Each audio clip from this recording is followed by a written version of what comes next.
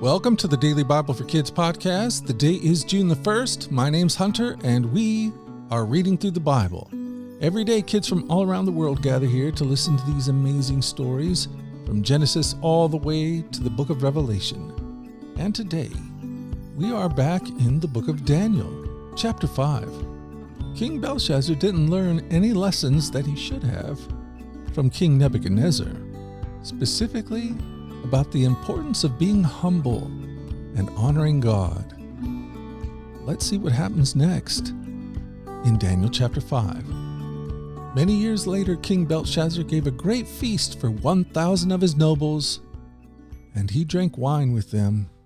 While Belshazzar was drinking the wine, he gave orders to bring in the gold and silver cups that his predecessor, Nebuchadnezzar, had taken from the temple in Jerusalem. He wanted to drink from them with his nobles, his wives, and his concubines. So they brought these gold cups taken from the temple, the house of God in Jerusalem, and the king and his nobles, his wives, and his concubines drank from them. While they drank from them, they praised their idols made of gold, silver, bronze, iron, wood, and stone. Suddenly, they saw the fingers of a human hand writing on the plaster wall of the king's palace near the lampstand. The king himself saw the hand as it wrote, and his face turned pale with fright. His knees knocked together in fear, and his legs gave way beneath him. So Daniel was brought in before the king. The king asked him, "Are you Daniel, one of the exiles brought from Judah by my predecessor, King Nebuchadnezzar? You have the spirit of the gods within you, and that you are filled with insight, understanding, and wisdom. My wise men and enchanters have tried to read the words on the wall and tell me their meaning, but they can't do it. I am told that you can give interpretations and solve difficult problems.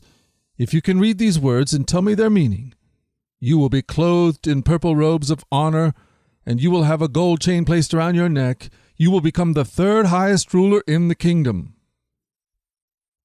Daniel answered the king, "Keep your gifts or give them to someone else.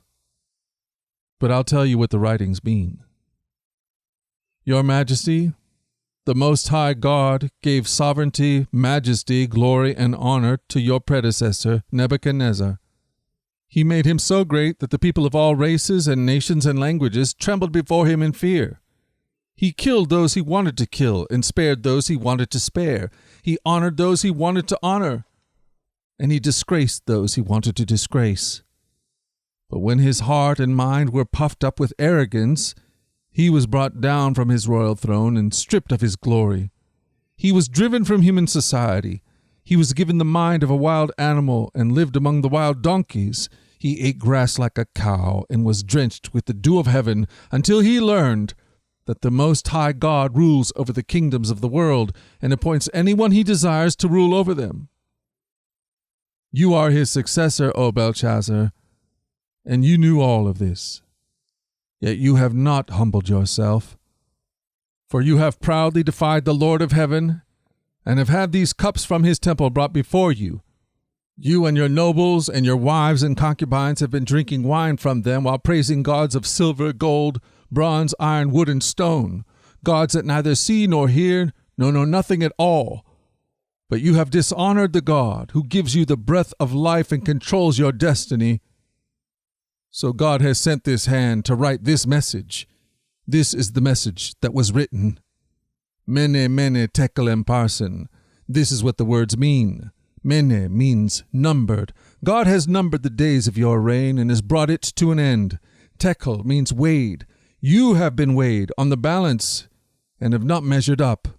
Parsin means divided. Your kingdom has been divided and given to the Medes and Persians.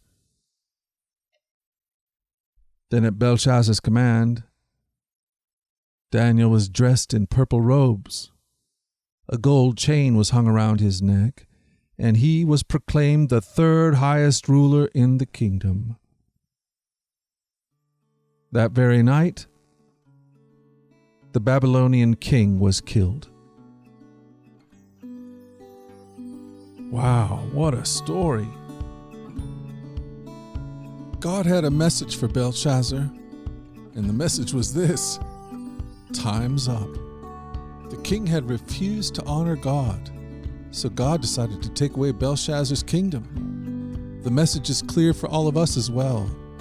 God opposes the proud, but God will guide and support all those who honor him. So today, let's choose to be humble and to honor God and to love God, to love our neighbor, to let God love us, and to know his joy.